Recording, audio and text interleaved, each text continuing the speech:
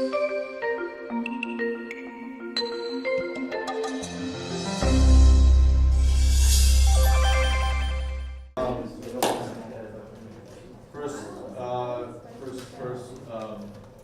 going to go with Matt Zentowitz is going to present his joint resolution on the Husky Vote Coalition.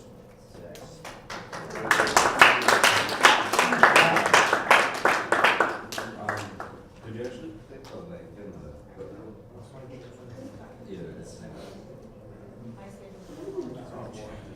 Cool. So I met with Emily O'Hara of PERG, and as we all know, PERG does like a really good job and a really effective job of voter registration and just getting people to the polls in general. Emily wrote this up. It has through PERG. They're supporting it. And what it is, it's called the Husky Vote Coalition. You can read the whole thing, but essentially is it's going to be as many groups as possible of like Tier 3 leaders, USG obviously if this passes, PERG, certain departments in the school, certain professors, trying to come together to just get more people going out and voting. And it's kind of like reaffirming of how important democracy is. So it'll include things like getting transportation to the Mansfield Polling Center, door-to-door canvassing to get people to register to vote and to get people to go out and vote on election day and the days leading up to it. And so if you want to click that, the resolution is literally just a bunch of whereas clauses explaining what the coalition is, and then therefore the resolve clause is just us officially joining the resolution. I mean, definitely like go through, read it, give me any suggestions. I'm still working on it, and the coalition template is going to be a work in progress, kind of like forever. It's just like I think we can keep adding things onto it, like more initiatives to get people to go out and vote. If you are interested or have any questions and suggestions, I'll definitely share this with you. If you want to sponsor it, let me know. If you have any questions, you can ask me right now. In regards to the actual coalition itself, which I haven't had a chance to look at, does it say anywhere on it that there's going to be goal establishing a polling place on UConn's campus? Because I know that was floated as a goal for like voter turnout. Yeah, so that is still a goal for sure. The Secretary of State's office initially thought they could do that just kind of with her signing a pen. And our previous Attorney General, whose name is slipping me, said, yeah, you can do that. And then the new Attorney General came in, William Togg, and said, no, you actually can't do that. There's some more you have to do that. I don't know the specifics on that. That's absolutely a goal, and I could definitely talk to her about adding that to this. But in the meantime, it's not as easy as I guess we thought it was. I think it would definitely still be a good goal to add on. Yeah. Try and have some big thing to reach for in the future. Absolutely. Thank you. So I just want to note that hi, I'm in PERG. Yes. That's definitely getting a polling location on campus is something that we've been working on and trying to enact for a while. Mm-hmm. But that's absolutely part of our portfolio of goals. Sure. I don't know if that's explicitly in the Husky Vote Coalition, but I think just in regards to increasing voter turnout, obviously that would be a really great initiative towards that. So that's just like I said, I don't know if it's in the document itself, but I know that's a part of what we work on. Yeah, and the last note of the document explicitly says coalition members may adopt new responsibilities, goals, and stipulations at any point. Yeah. So it'll be relatively active. It's kind of just USG getting on board with her and however many other departments, professors, and Tier 3s, cultural centers that we can. I think it'd be really cool. Any other questions? Yes. So it says that Husky Vote Coalition comprises of PERG, Tier 3 organizations, cultural centers, other communities, so on and so forth. So I assume we won't just be signing on to this and just being see ya. It's also encouraging so what will USG's role be once we join this in implementing the goals set? Because this was set a goal to implement it as the main shot. Sure. Yeah.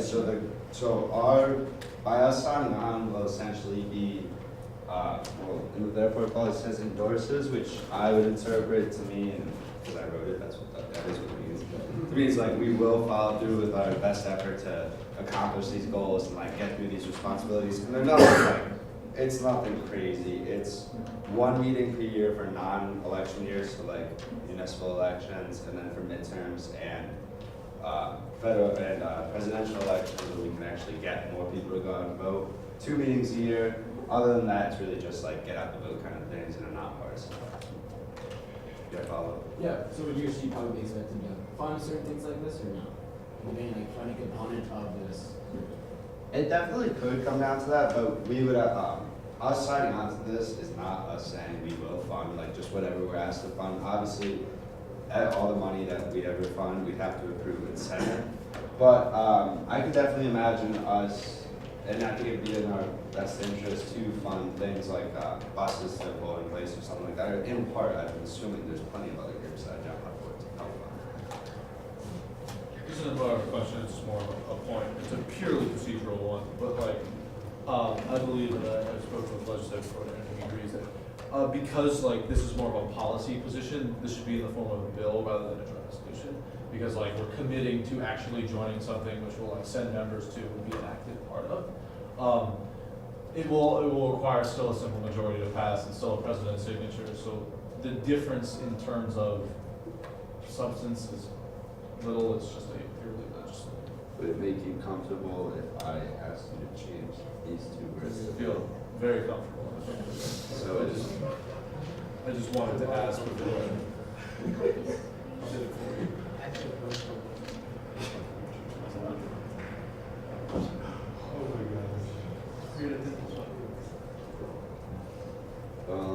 Anything else? Any comments, questions, suggestions? All right, definitely reach out if you have anything. Thank you.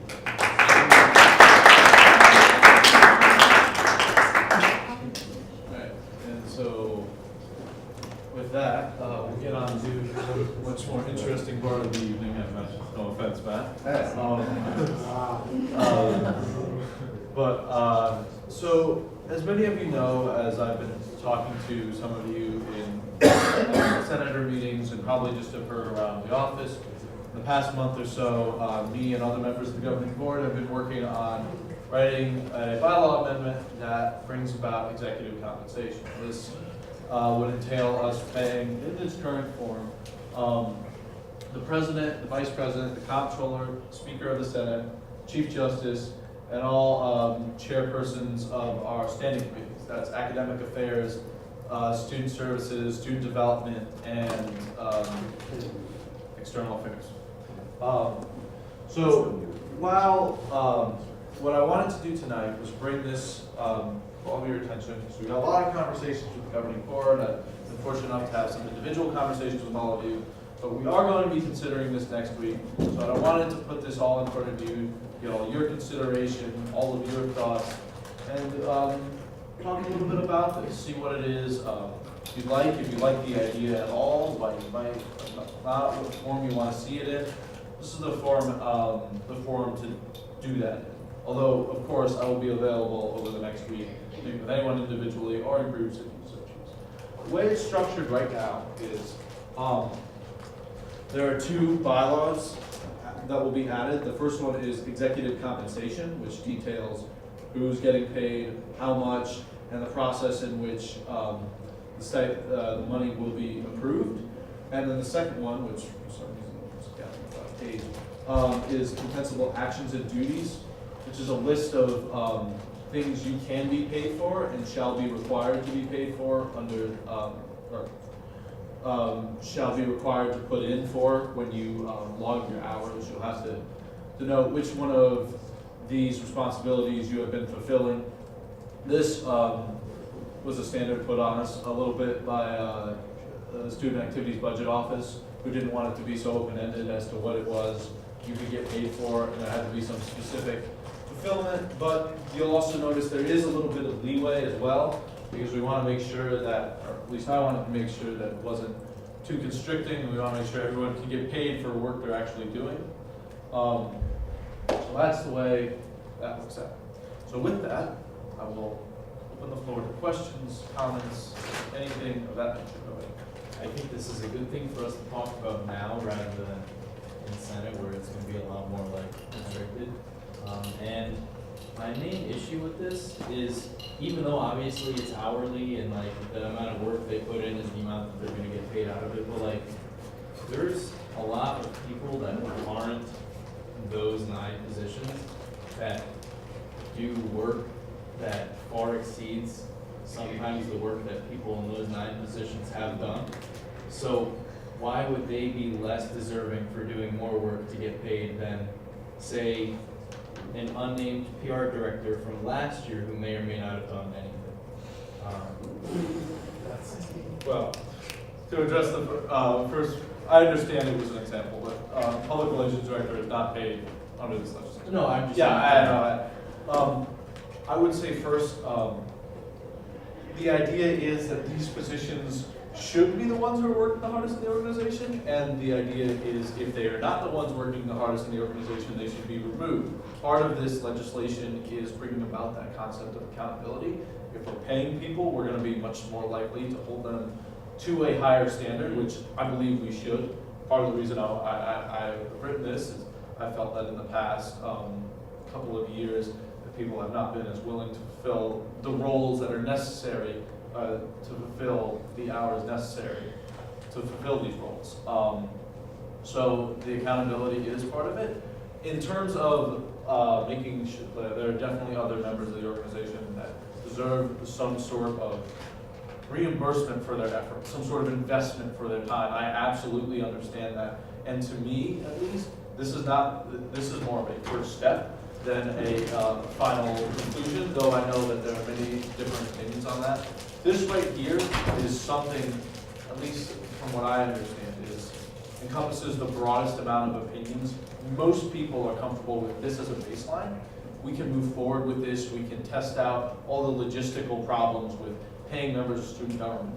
And then we can work on maybe working into paying cabinet members or deputy speakers, parliamentarians, secondary committee chairs, that sort of thing, and maybe even one day down to senators. In the meantime, I do think it's also important that we do invest in other members of our organization besides just the members of the governing board who will be getting paid. And I know that next year, in whatever capacity I hold, that I will be pushing hard for there to be more membership events or giveaways. We're talking about, it'll depend on whoever the next administration is in the Senate, but getting Senate portfolios and that sort of thing to make sure that senators as well as vice chairs, deputy speakers, parliamentarians, whoever they may be, can also feel like their time is valued as well. Not just in terms of thank you for being here, but also in terms of there's a return on your tangible return. Go ahead. Other comment. So this weekend, Dr. Costco, I talked to a lot of people about executive compensation, and almost every peer university, so universities similar to us in certain size, budget of the USG, they pay pretty much everybody, not just the top people, not nobody, but almost everyone pays the people. And it's very unusual for UConn, for a campus this size, a university this size, the budget, in terms of USG's budget, to be this size, to not pay people. This is a standard, this is general. Some presidents, their tuition is paid. And it seems incredible, because I had no idea when I talked to them. And yes, we can't say because everyone else is doing it, we should do it ourselves. I think there's a lot of legitimate reasons is to say why we should be paid. And obviously we can't pay everyone the same. I think paying everyone be a little bit hasty too, because we gotta work out to it. I think eventually down the line, I see no reason why that down the line, once this is passed, once we have a groundwork to move off of, that everyone can get paid. Go with 1, 2, 3. I have like a question to ask. Yeah, actually. Do they include like people that would be similar to like senators and stuff in that? Yeah, paid. Senators are paid. I know one school paid $500 a semester. Senators. Yeah, it was great. It was crazy. Something to consider, because I absolutely support that, like going towards in the future. Something because I did a lot of research leading up to this on what other student governments do, who pays their members, that sort of thing. The data is definitely in our favor as a large public university. I think like 80%. I think I pulled that data from like the American Student Government Associations or something like that. Pay their members, right? Just keep in mind that like when it comes to Senate, our Senates are abnormally large. Most undergraduate student government Senates consist of 20 to 30 students. Ours can consist of upwards of 8. Now, obviously that's a problem. To be a logistical problem we can absolutely address further down the road. I definitely agree with Ethan when it comes to that idea. I think this is a good important first step. With Noah and Matt and then. Yeah, I just want to add on to that comment. When I went to Western Connecticut State University, I was a senator there too, and every senator got paid around $300 stipend. The president got like $4,000 and something like that. So even a smaller Connecticut State University, we were able to pay their university, we were able to pay their Senate body. However, we met every week there, so that's one thing to consider. So maybe, I don't know if this is something we want to think about, making Senate every week instead of every other week. So to incentivize their access. Well, to address that, like, this legislation doesn't discuss, like, paying of senators and even paying, like, what I'd call, like, more intermediate level leadership positions, like chief of staff, like deputy speakers. And while I would love to have those conversations, that's a whole other can of tuna, as it were. And so, well, I think we should have those conversations. Like, this is very, like, narrowly focused, just for the time being. Matt, go ahead. So I have a recommendation and a question. Recommendation, since we're turning like this volunteer club into a business, definitely think you want someone with a legal background to take a look at this. And then my comment question is, I don't think they have to be, the last thing you said, I don't think they have to be mutually exclusive. I think if you, like, I think you could totally add senators onto this, because I think you and I have had conversations that it's within the budget. If that means decreasing the pay for those 9 members, maybe that's a conversation we had, but that's what I said. And I absolutely agree with that. I want to make something clear as well. Like, I personally support the idea of paying senators sometime down the line. The reason I'm cautioning against it with this particular piece of legislation is, at least from what I've seen, because I've run the idea past members of the governing board, they've not been the most receptive. And when it comes to that sort of thing, like, obviously down the road we can have that conversation. Something else to keep in mind about budgetary concerns, right? Is, like, yes, right now we do have a rollover, a fairly substantial rollover, but we're hopefully this will continue, if it passes, into perpetuity for like years and years to come. That rollover will not exist years and years to come. This is just a personal suggestion, but if we're going to spend down the rollover, it should be more on the one-time projects that, like, relying on it to consistently pay off something we'll be doing every single year, like paying our members. Because if that's something we're going to be doing and we run out of money, then we're looking at cutbacks, then we're looking at removing it. That's a whole issue we don't want to get into. But Can I have a follow-up? yeah. Don't you think it's a little concerning that the governing board is worried about paying senators, but also expecting senators to vote to pay them?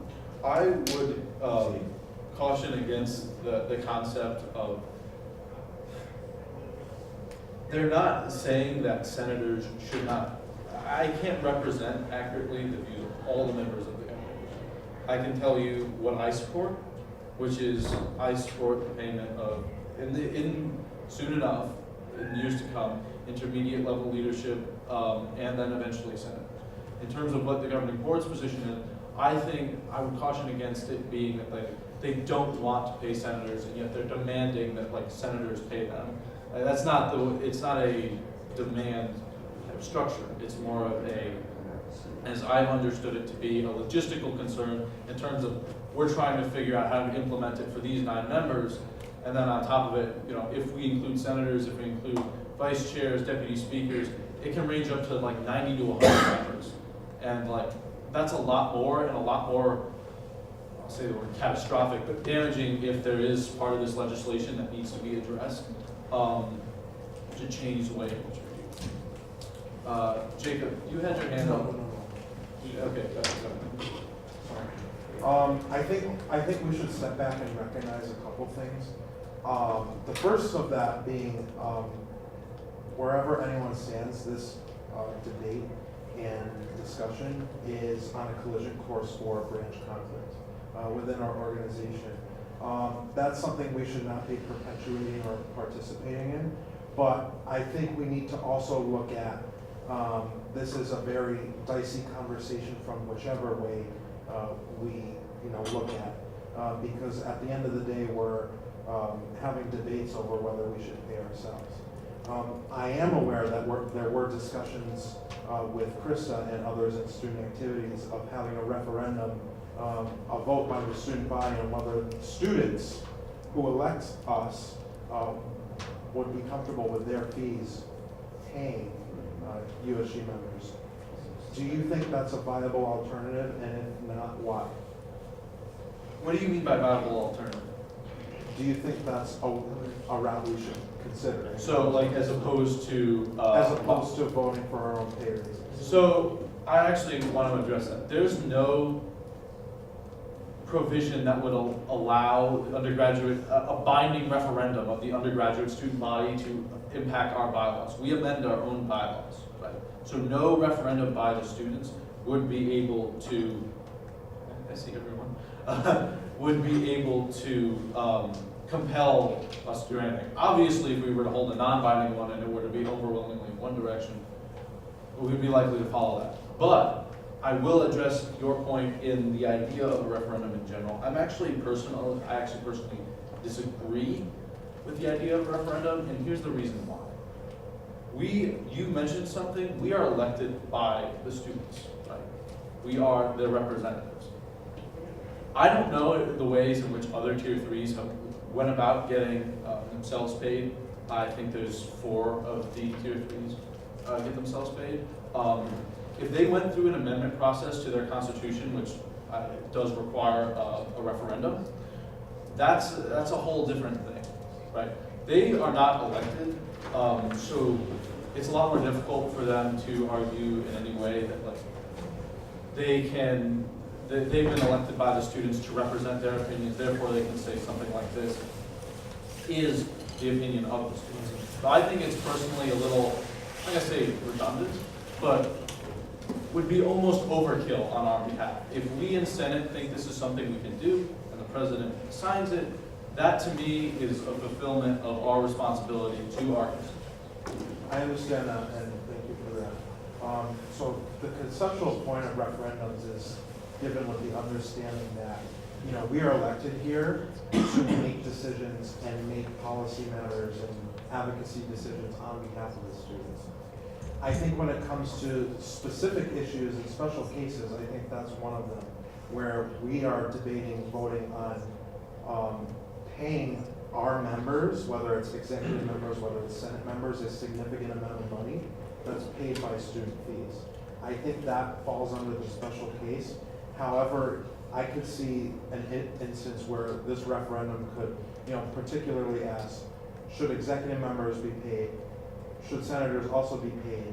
We look at what happens there and help that make our decision rather than, going along the course of branch conflict and going along the course of having the dicey conversation of paying ourselves. That's my personal opinion, but I'd love to hear what other people think about it. I'm going to go with Jacob because yeah, just for the people listed or the members listed, is there an estimate on what it would cost necessarily? so it's bounced around a little bit. Originally it was a stipend that cost us about $30,000. Then we talked to Kim Miller, who's our advisor from Student Activities Budget Office, who informed us that we couldn't do stipends. We'll be having a conversation about that with her on Friday. But and then we shifted it to hours, where we had an hourly cap, which again cost us about $30,000. We were told that caps were illegal, so now we'll also be having a conversation with Kim about that on Friday. So now as it stands, there is no cap and there is no hard limit on how much It could be, provided that, of course, Senate appropriates the appropriate amount of money to pay them. That being said, I can tell you from personal experience and governing board members logging their hours, that the way it's gonna come out is probably assuming everyone works the same amount of hours a week, probably about $40,000 a semester, and that's 80,000. I'll go with you, Josh, and then Dennis. So I just wanted to try to bring it back a little bit and address a few points. So Damon and Matt's point about, well, I sort of disagree with what you are concerned with, David, with having us on a collision course, because the only way we'd be close or headed towards a divide is if we're viewing this from the perspective that we are paying ourselves per se, which isn't the case. This is about paying the future USG members, people who are serving somebody, and incentivizing them to do a good job and to, you know, make good on those who represented them, or who chose them to represent them. And so I think if we're viewing this from the perspective of, you know, it's unfair because they're paying ourselves, people are getting paid, why aren't they getting paid, then that will lead to conflict, but that's just not accurate in my opinion. In terms of paying senators in general, though, I think that's a great idea too. That's something I've always wanted. But in terms of, right now, I just think it's biting out too much. I think some people down the line, like maybe we could treat this more as a pilot initiative or decision and see how it goes next year. Because it's very new to USG. It's something that you really don't know how it'll work until it actually happens. So seeing the success of that and then reacting might be the best way to consider paying senators, you know, after you've seen what happens. So in terms of the idea of like a referendum affecting our bylaws, can we add a bylaw to have a referendum be able to affect our bylaws? We could do that. Alternatively, if we were to pursue that, probably what we do is make a constitutional amendment saying that like members of the undergraduate student government can get paid, and then not define like who specifically, and then pass that rather than like have something this descriptive in our constitution, and then our bylaws can push that. And then also, the idea of a referendum about this payment, like if you think about, say, the real, like US Congress, they don't have their constituents choose how much they get paid. They determine it like within themselves, and like obviously that affects Congress. And I think, like, if this is like legislation, just like everything else we pass, why would we not just have referendums for every piece of legislation that we pass? The students elected us here because they have faith in our decision making to make decisions on their behalf. And I think, even though I 100% agree with everything that Damon was saying, in terms of like personal reasoning of having a referendum, I think that, and that's why I mentioned at first, like the idea of adding a bylaw. I don't think that the students often know how much work goes into USG, especially like some of the members that do choose to put in like 20 plus hours a week. I'll guarantee a lot of that work is not known to the students. So they may say like, oh, like they don't do anything, why should they get paid? Because like they don't see any concrete proof themselves, but they don't know the work that goes on behind the scenes. So I don't think they, not to say that they're like uneducated or like uninformed, but I don't think that they would be making an informed decision on this. One, and then I just wanted to provide two pieces of information. First, to the idea of the referendum, while I don't support it, we could, in the therefore clauses, just say that this shall not go into effect unless passed by a referendum of the students. And then that referendum could be presented during the fall elections. Or at any rate, I will reiterate, I'm not in favor of that. But just to provide some information, and I don't know if you covered this because I entered late. We took a period of time as members of the governing board to track the number of hours that we put in per week. And on average, each of the chairs put in roughly 15. I don't recall what you said you put in, but you're here, so you can speak to that. Nor do I remember what none of them were Wawa said they put in, but Priyanka and Alma both recorded in time upward of 30 hours a week, which almost all of them qualify as part-time jobs. I just wanted to add that information to this conversation.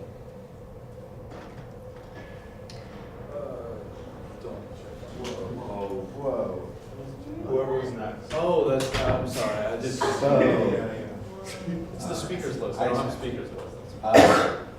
So I'm sure that most of the uneasiness regarding referendum is we know that the students would post a supermajority against it. And, yeah, they don't know how much work put in, but that doesn't mean it is their fee money that will be what is used to pay who's ever ending up getting paid. So I think they should have a say. And I think based off this uneasiness, and if we should have a therefore clause regarding a referendum, which I think is a great idea, and based off of the amount of comments on there and the amount of like concern and questioning still amongst the senators, I think it's a little rushed to be posted next Senate. I know Gulfport is trying to push it through quickly so we can get it on Job X and there has to be a 2-week thing there, but I don't think that this is something that we should just jump into and be forced to debate and vote on next week. Okay, I certainly understand that point. Something I want to make clear is I have, and especially after this caucus, will continue to, like, I make clear my schedule and availability to have individual conversations or group conversations, as the case may be, with every single one of you to assuage your concerns. Unfortunately, have the time for that, and also the will to put in that time, to make sure this comes to Senate. I understand that the time period isn't great, but if we don't consider it at next Senate, we have to consider it at first last Senate. First last Senate is usually about 6 hours as is, and with a controversial, not sure controversial, but more debated conversation along these lines could take significantly longer. Now, I would never stand in the way of the process of democracy, but also keep in mind that by that time we'll also have all the members of the governing board will have been settled for the most part, with the exception of the Chief Justice and the Speaker. Barring a failure to confirm the nominees, all the chairs will have been picked, the President, the Vice President, the Comptroller will all have been elected, and they will not yet know if they will be getting compensated or not. So that's just another, I will go with. I'm actually gonna go ahead with your follow. Is it a quick one? Yeah, just based on that last thing you said, correct me if I'm wrong, but I don't believe that any of the candidates that ran with the intent of getting paid. So I don't know if that's a. I mean, we didn't know we were gonna get paid, so we didn't run the intent to get paid. So And that argument was more based on the idea for like chairpersons, when it comes to advertising those roles for future administrations, has been expressed to me that that there's a potential problem in future administrations where they want to advertise these positions as paid, as to retain or even bring in new talent in these particular roles, and they would not be able to do so. That's still, I'll leave it. I'm not following. So the idea is that the concern has been raised, there is a potential that future administrations may want to advertise these positions, the chair positions, the ones they can appoint as being paid. They would not be able to do so until this legislation is passed. Does that have to be a senator to be Yeah. a chairperson? No, if this legislation. That needs to change. But no, they don't have to be a senator. But that also comes not just in the terms of bringing in new talent, but the retention of old talent. No, absolutely. We want to make sure that, our current chairs are hopefully incentivized to reapply. I have not spoken to them in that regard. Can we open this up for Like more of a, discussion?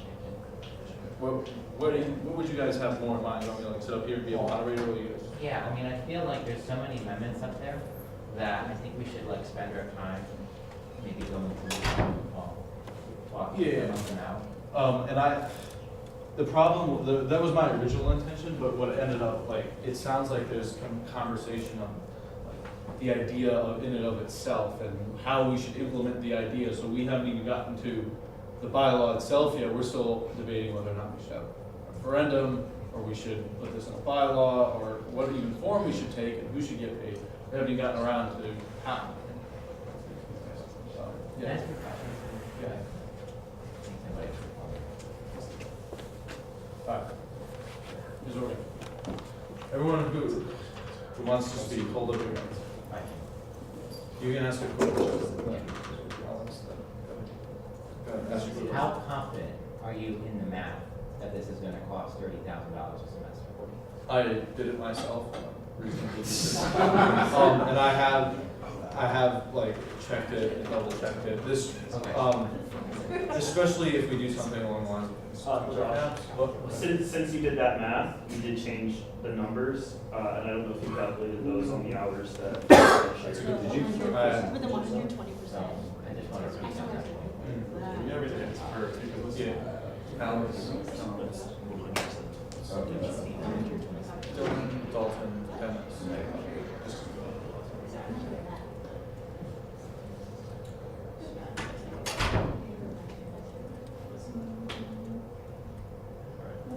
My turn? Great.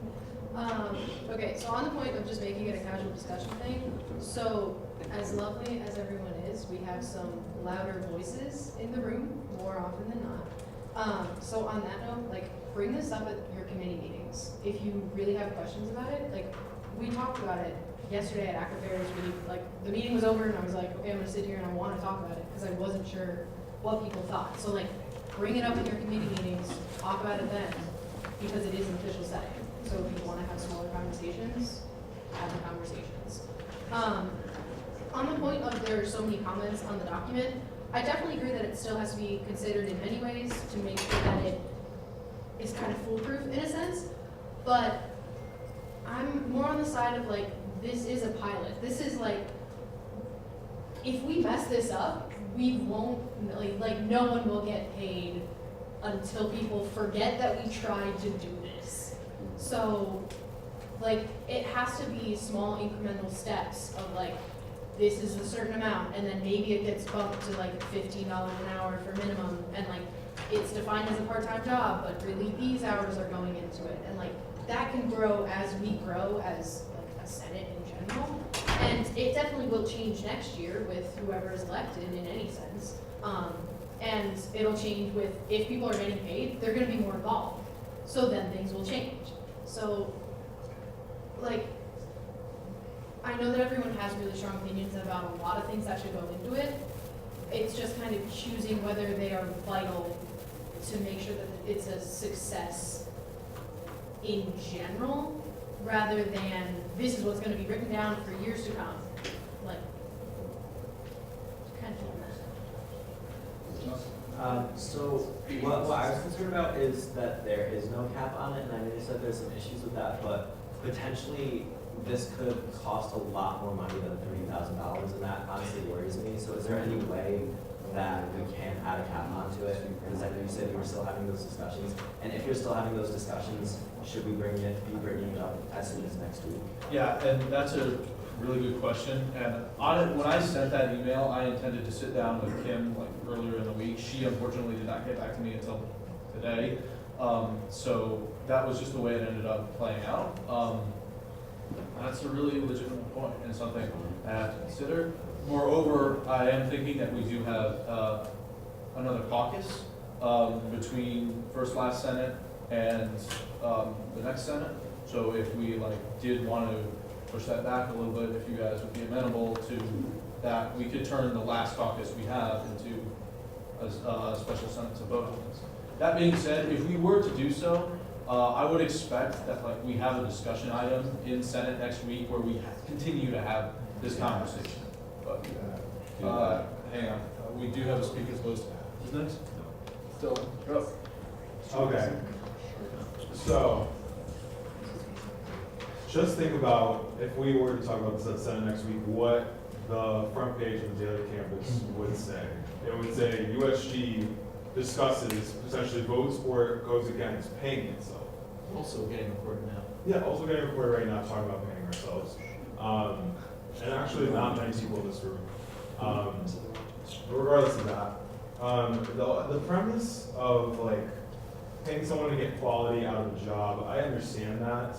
But when it comes to this organization, there is always going to be somebody who wants one of those positions that are going to be paid for. And if that person is not able to put in the time that we think as the Senate is necessary to fill that role, we have the power to get rid of them. So, like, if you are passionate and you know, you are willing to put in the time in something, you don't need to get paid to do a good job, and we already see that now. I think that this is going to set exec apart from the rest of the organization. I firmly believe that, and that's just the way I see it. It's already. It is already set. Exec already is set apart from the rest of the organization. Besides the committee chairs who are senators and King Josh Crow. But it seems like there's conversations going on behind closed doors, and the rest of us are kind of just like that. And not that you're portraying that. I'm just saying in general. And we're kind of just expected to fall in line with this. And I also don't really feel very well about giving the judiciary more power, because I kind of think it's a joke, if we're being honest. That's just my personal opinion. So I don't really know, giving them more power, and I think this is so much overlap from the branch. I just don't like it. One thing I will address before I go on is I want to make sure none of you feel like, I apologize that that's the impression, that like you guys are being railroaded, but I want you guys to understand that was never the case. There's a reason you're all shared on this document. There's a reason you all have common access. There's a reason I push to have this, because we want your input, because it is important. And make sure whatever comes before Senate represents the views of senators. And we have an incentive to do that, because if it doesn't represent the views of senators, it won't pass. But I want to make sure everyone knows that. With that, you're up. So just to quickly reply to that and build upon that, I get the impression, and maybe that I'm wrong, but by looking at the old governing documents that weren't created by this leadership, but were created by previous leaderships, I get the impression that we have a particularly strong and adaptive leadership now, as opposed to previous generations. And so I agree that, I mean, we can all sit here and say, oh, I'm comfortable with paying our current execs, no problem. But future executives, we can't account for. So I think that there is legitimate concern that we have to ensure that there's going to be enough oversight. And so to go to what I was initially going to say, I sort of have two concerns that go in different directions. One concern is that this would make the judiciary and the Chief Justice very, very, very important. Because if they were ever to make even a minor mistake and misappropriate USG funds, that'll hit the daily campus immediately because someone's stealing money from us.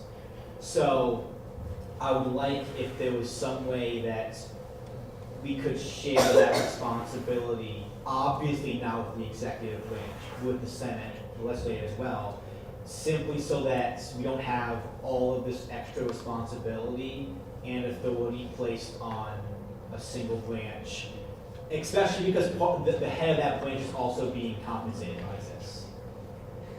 And so I'd like to hear anyone's thoughts on the audit things. I saw a comment on it, but and the other concern is that if I much prefer a stipend. For what it's worth, I don't know how that conversation is going to go, but if that's an option that's doable, a stipend is so much easier and better. For other reasons, like I was thinking about, like, what if people who are under 18, they can't work a certain number of hours per week? It would be rare to have them in a leadership position if it's possible. So there's things like that. So for what it's worth, if that's an option. Thank you. Dennis? So first I wanted to address the point that Matt Sanchez brought up earlier, how like we're funded by student fees, so they should be able to have a voice in terms of the referendum. But in the same parallel I was drawing earlier, our taxes are the ones that pay Congress, so we also don't get to choose them. we also don't get to choose their pay. So it's like obviously self-governing in that sense. And then the idea about that you brought up, how we don't necessarily know like the work ethic of future exec boards. What if this was something that needed to be reaffirmed like each year, rather than just have it be this way now and then exist in perpetuity? Or like maybe reaffirmed every 2 years or something. Well, I mean, I suppose it would need to be reaffirmed every 4 years because that's when the bylaws are rewritten. Bobby? No.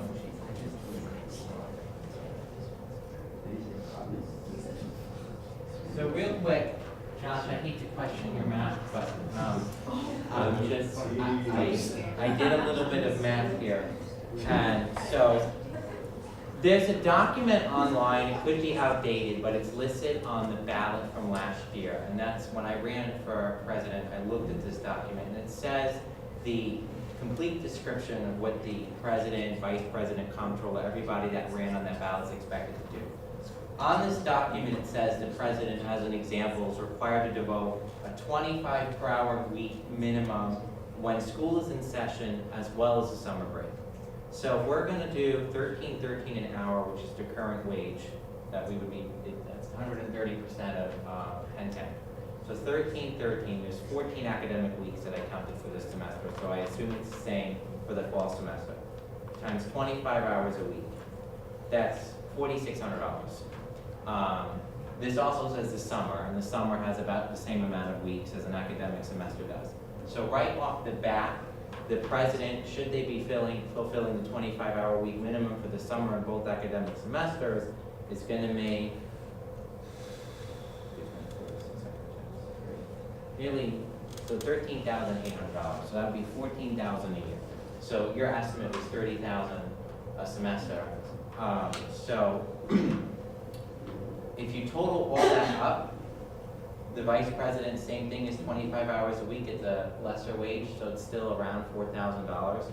I think it's going to be over to 30,000, probably closer to 40. My other concern is, I'm losing my train of thought here.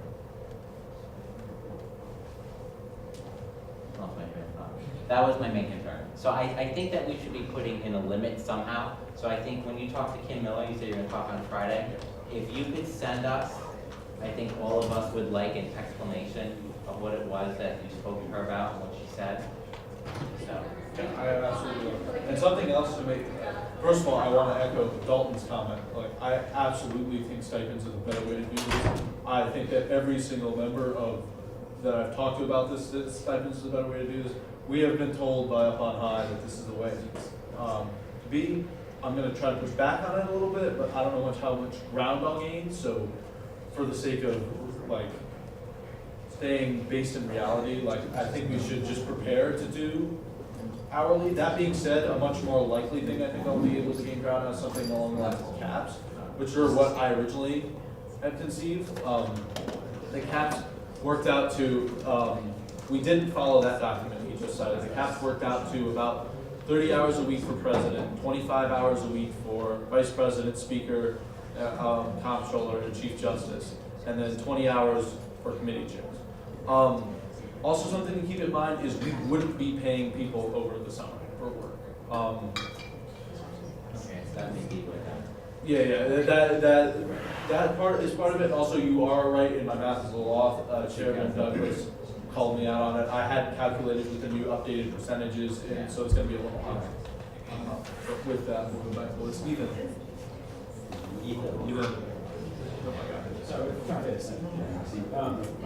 I think the reason why we're all here is to figure out how to do this better. And I think we have a form, which Josh is going to work on, it's a living document. So we're going to work on making it better. I hope y'all just really take what we're doing with this document. So I think shooting it down right now, I think is what it is. Because I think there's a lot of real things this paper brings to the table that is fairly common, as I said before, around the country. So it's not like, these are not unique problems to UConn. These are problems that many student governments have faced and have gone past. And again, Like, this is not like, there's logistical problems, undoubtedly. Logistical problems can be overcome through people who know the problem and know the university how to get around those problems. So I think on a logistical side, it's difficult. Josh has said it's difficult. But he's working on it, and I think our job is to maybe, on like, if we, I don't know, I think the logistical things can be overcome, that's what I'm saying. So what this Senate has to be deciding is this a good idea for USG? Who should be getting paid, and how much? Not in terms of, that's the most important question.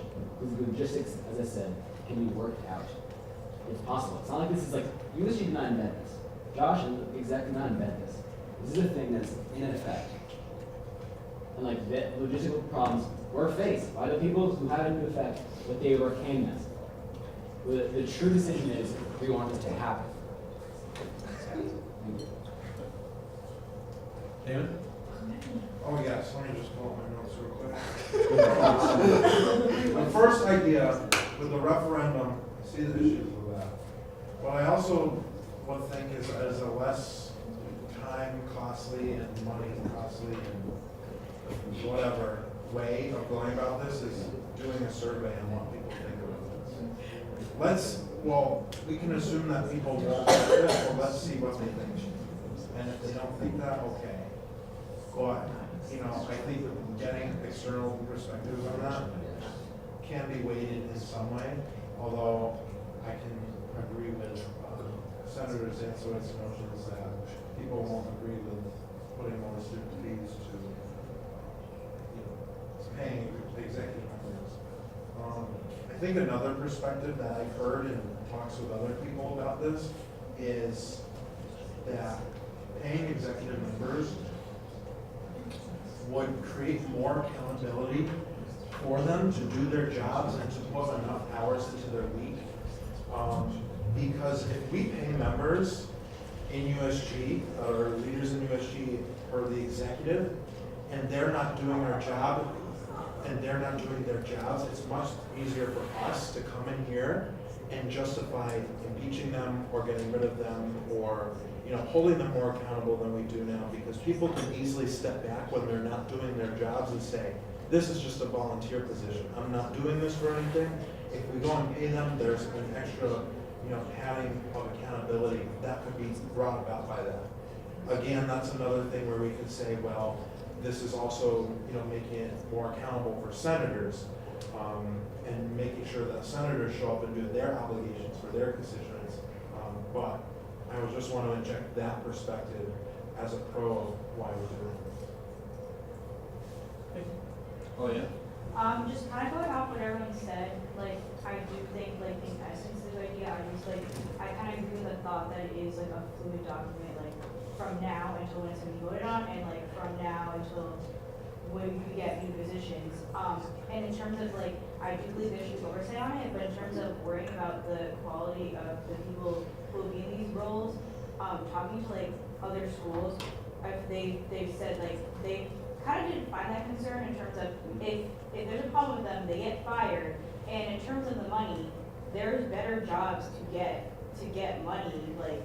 This isn't going to be a high rate job that you're going to want to get. It's a lot of work, and people know that. And if we see a problem with that, it will get reevaluated. And we know it's going to get flack from the daily campus no matter what. And that's because of here, when I heard that most other schools got compensated for their higher level positions, I was really surprised. But they were surprised because they heard that we didn't compensate our people. And I think no matter what we do, in the first year or so, people are going to be surprised or annoyed that we're paying our governing board people, but it's just going to take time. There's nothing we can do about that. That's going to happen because they just don't understand that happens throughout the nation. It's not new. Steve?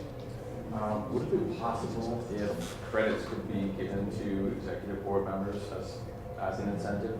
Executive, you're referring to these positions delineated in the book? Yes. It's actually a possibility we've discussed and something that can happen as of now.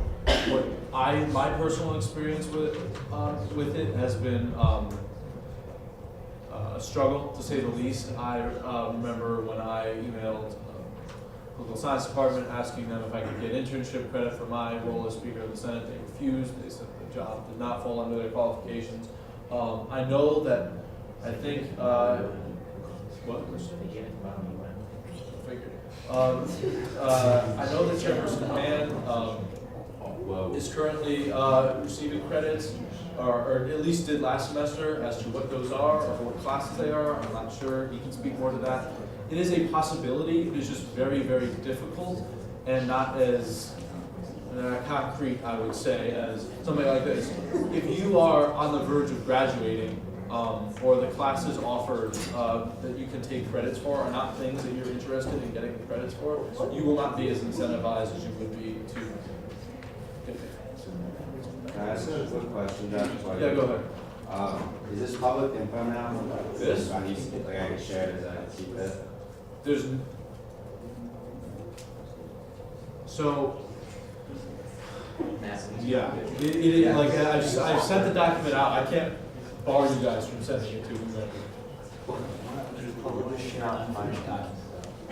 No. All right. On my constituents. Josh, go.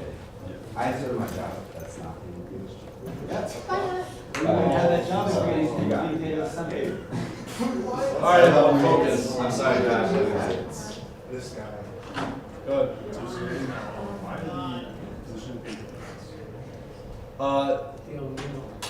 This was actually something I went back and forth on. Can you repeat the question? Why the positions pay different amounts. So,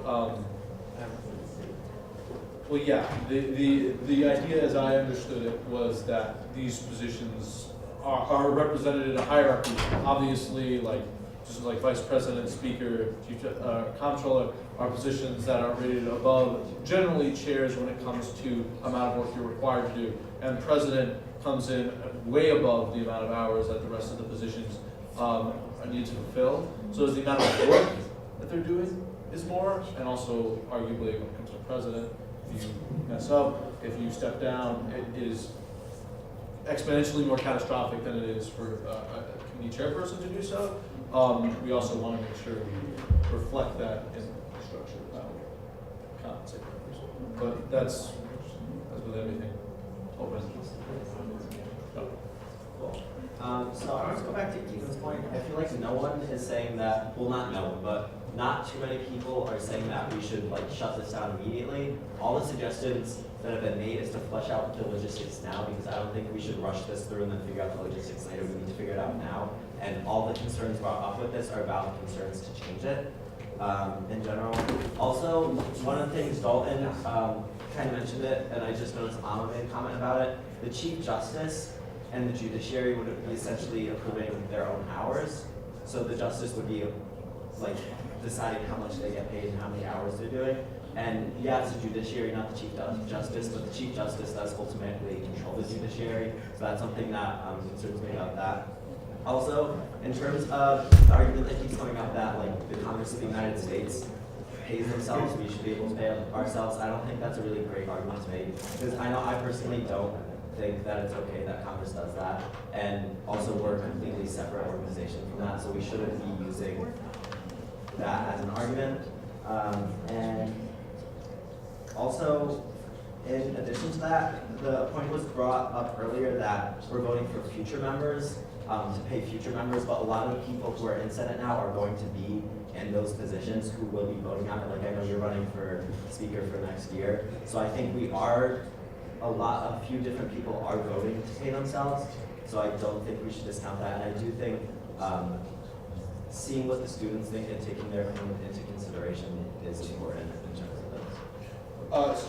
Two things that I want to say specifically in regards to me. One, regardless of what happens, I'm going to be abstaining on this legislation. Most of my contributions on this have been on the policy side, because that is my experience.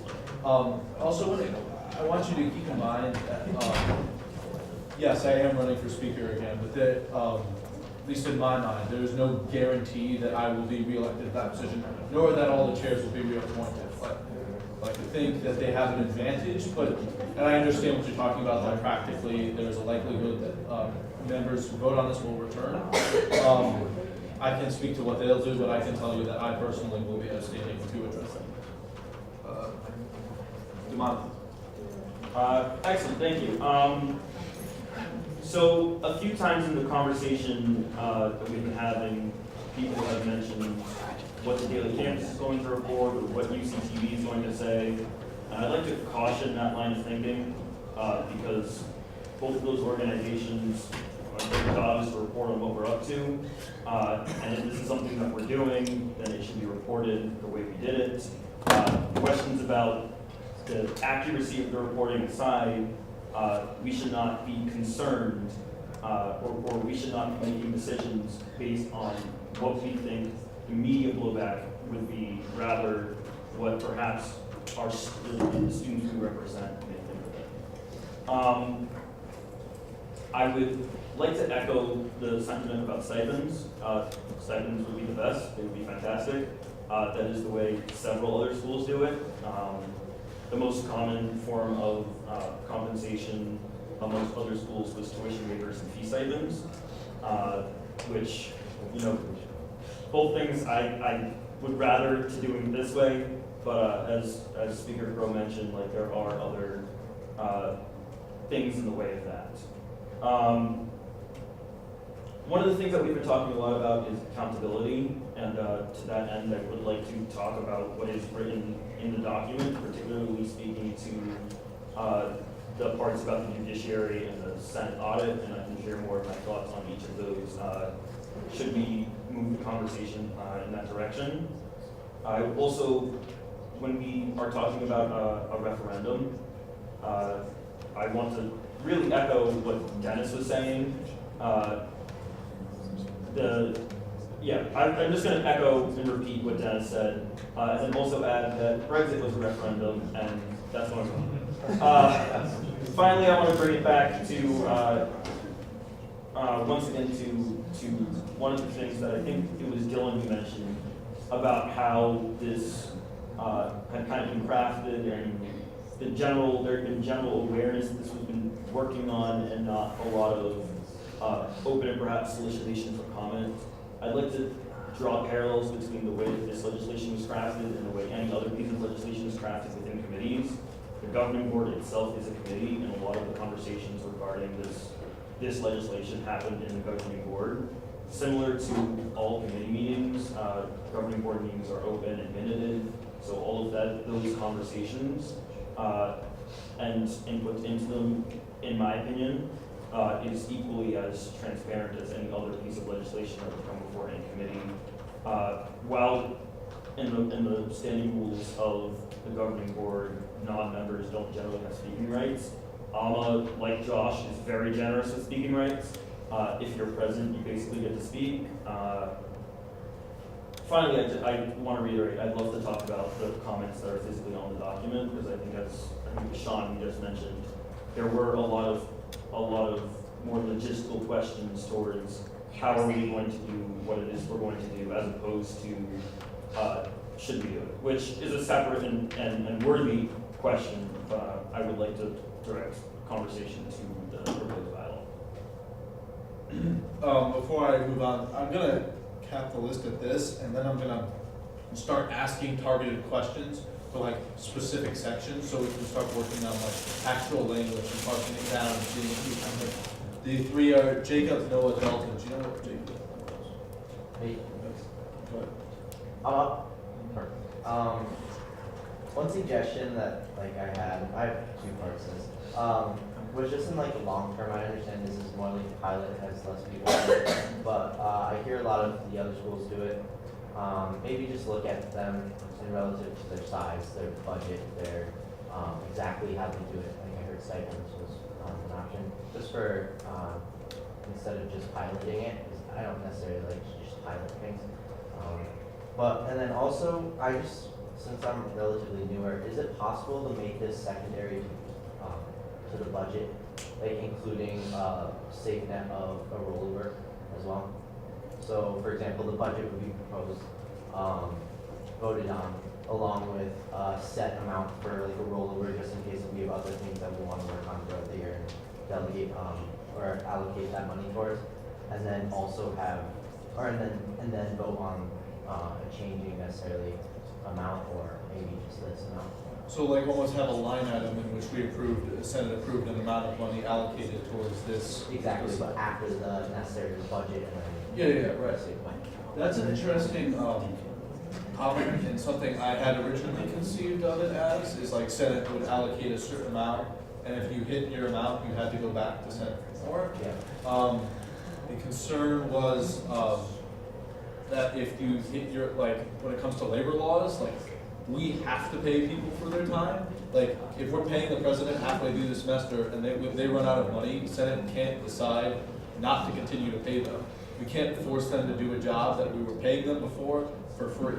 So that, it's a good idea in theory, but in practice, Senate's ability to like counter that would be defanged by like state labor law. But it is a good idea when I originally. So I appreciate your contribution. Noah? You're almost. All right, Dalton, you're last. And then Alright, so tonight, I think Oshana mentioned it. I remember in this document that the Chief Justice's hours would be approved by the comptroller. Now I see that's been removed. I think it should be in there because even the judiciary, they elect the Chief Justice, so presumably they have a connection to them that might create a conflict of interest. I think it should be someone for that one role outside of the branch because that they do control that branch. And because we're about to go into specific areas of the documents and bylaws, my main concern is people either through no fault of their own accidentally misrepresenting their hours or intentionally doing it. And so my suggestion is that because the executive already has a relationship with the legislative where they have to report to them and they do have to have, they are in some ways beholden to the Senate. They should have to, on a Senate-ly basis, I guess bi-weekly then, or whenever it is, they get paid this weekly or monthly, whatever, report their hours to Senate, and if Senate senses that they would like more information, there should be some way for Senate to check what they're being reported to, if that makes sense. Yeah, okay, yeah. so now what we're gonna do, is, it sounds like a lot of the critique on the specific logistics comes from the section based on who approves the time and the Senate's ability to approve it. Go ahead. I'd actually, because that is the most contentious section by my view, I would have to take a look at the other parts first so that, you know, just looking at time, we don't miss it. Like, I feel like some of those things can be solved in a quick, like, oh, I just didn't understand that, you know, a quick back and forth. Whereas the whole right column there seems as though that may take a longer conversation. Okay. So, I guess we can go through this like section by section. The first and the second section are fairly along the same lines. The first one is just limiting the amount of people the positions that can be added to this bylaw, and the second is defining specific positions. Does anyone have any comments, concerns, questions, points about the positions that are outlined in this section? Does anyone object to paying these people? Is there anything with that? No? I don't understand. About next section. Each member, this is the section that details the pay rates. Again, keep in mind that this section is going to be in flux as I will be having that conversation and we'll be delivering a detailed report, as was asked of Fabio, as to what it was we'll be doing. But like, I will still entertain comments and questions on what people think it should be, how it is now, et cetera, et cetera. I think that everyone should get paid minimum wage because the hours that they're putting in is the thing that fluctuates. And if we're saying that president should put in 25 hours, vice president and everybody else should put in X amount of hours. And also that would then decentivize the kind of people that would want to go for the job just for the money. Because if you see on JobX that there's a job that's paying you $12 an hour versus $10.10, you're gonna go for the $12 an hour. So if we put it at minimum wage and then it's the amount of hours that they put in would change the amount that they make. That's 1, 2, 3. Go ahead. Yeah, just go off of that. The quality of work and the difficulty of the work is kind of very similar to all of them, so I agree. I think we should just have them all be paid the same amount, and what does fluctuate is the president does tend to work more hours than the rest of the people. So I think we should base it, if we're doing it on an hourly basis, then we should just have them all be paid the same salary.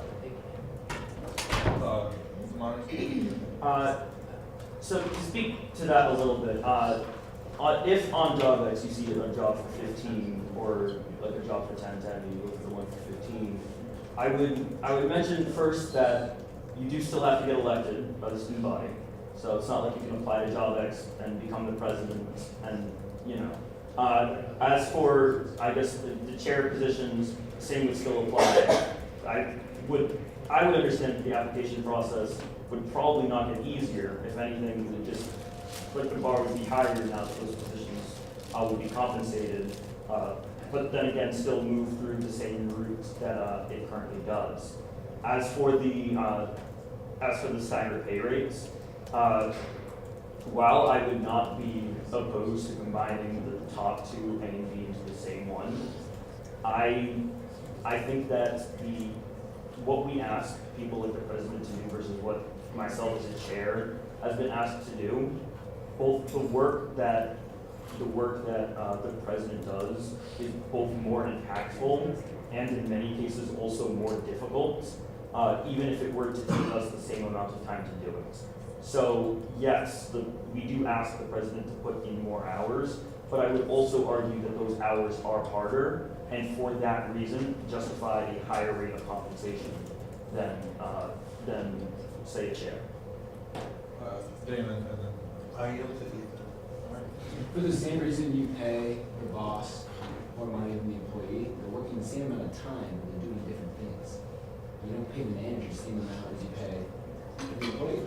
The employees aren't getting paid though.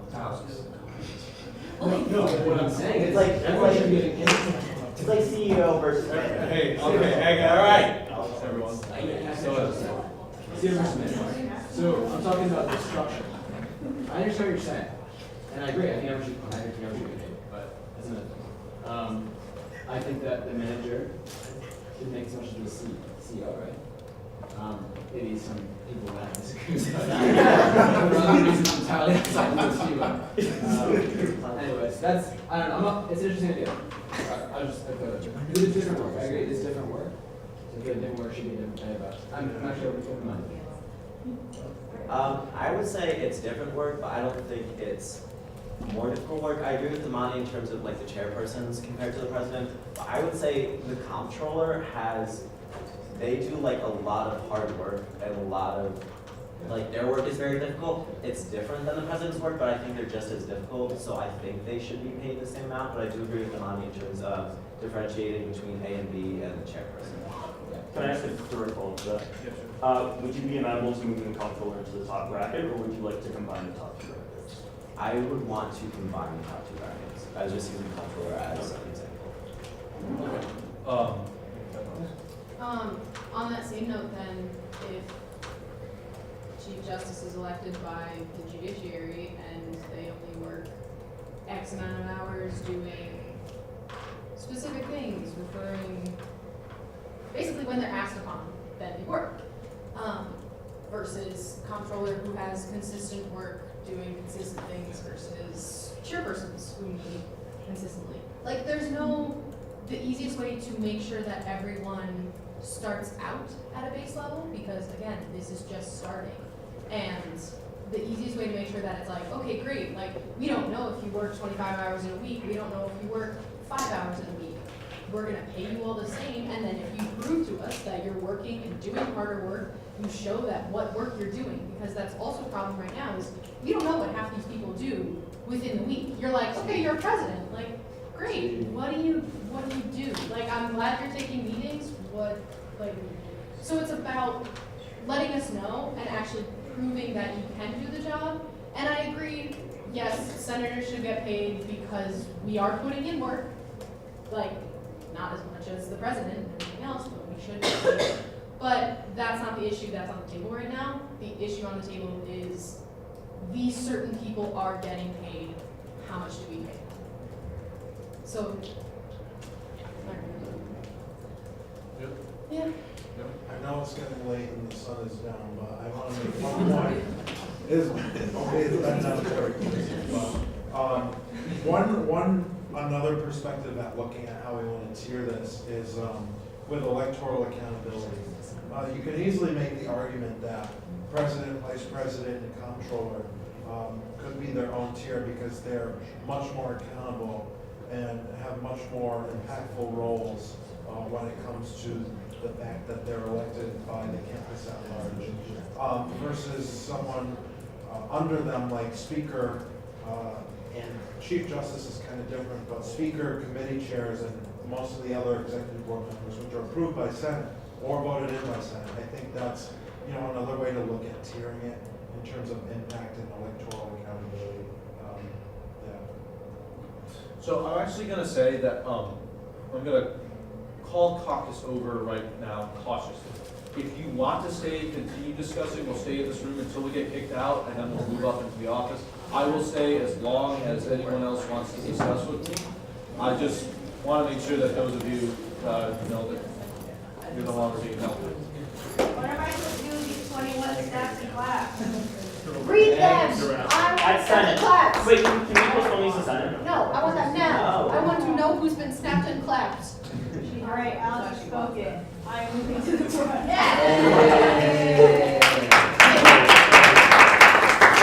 you can go on service, but I won't be like, Okay. This one is from Josh to Steve for being recognized as a Babbage Scholar. Anonymous to me, I promise I didn't write this. I would not have the energy to do that.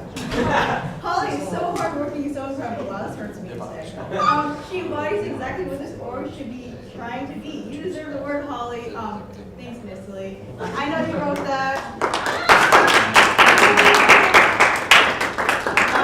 Anonymous to Dylan DeMora for being so hardworking. You are doing big things. We are lucky to know you. Anonymous to Josh Crow for always lending a helping hand and working unnecessarily hard. Get some sleep. Damani, we're gonna get a lot of Damani ones. Damani to the right honorable Speaker Crow, working hard but get some sleep. And it was the right honorable. Yeah. Damani to the presidential candidates somehow surviving these past few weeks. I hear the results will be announced at Convocation 2020. No, that seems debatable. Damani to Ethan, butchered my name. Damon and Derek for making Costco a memorable experience.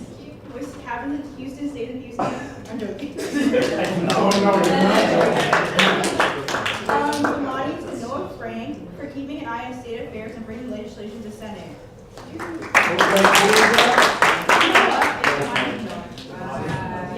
Damani to Sean Brown for filling in for me on Friday.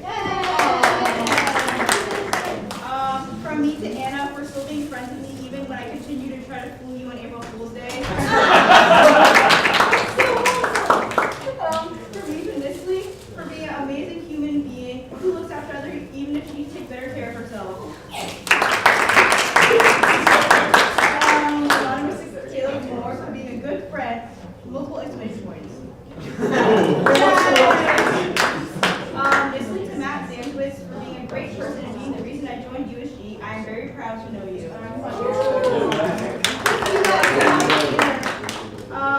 Free to Wawa, she's not even here, but for shouting me yesterday, learned all about funding. Oh, we love funding. Free to Josh Crow.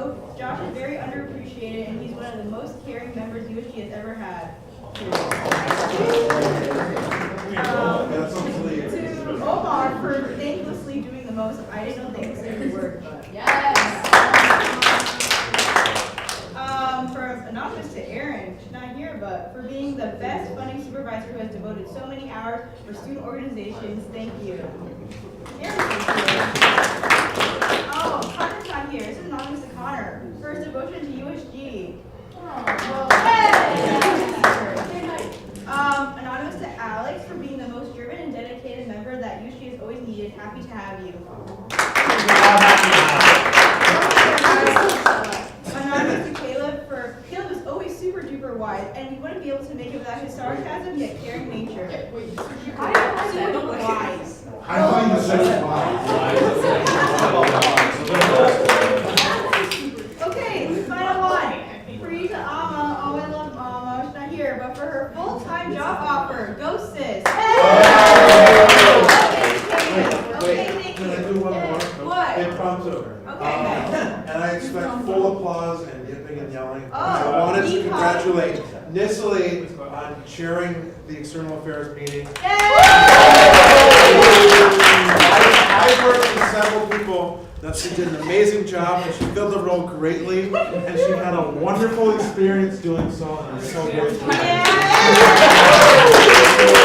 Before we all head out, I know I technically I'll dismiss you, but something that came up earlier was that idea of pushing it back another week. That being to a caucus, a special Senate at caucus, or even a first class Senate. Do you guys want to see this at Senate next week, or do you want to wait? Go ahead. I would like to see it on the agenda. If Senate feels like it's not ready to be passed, we can always table to a special Senate or to first class.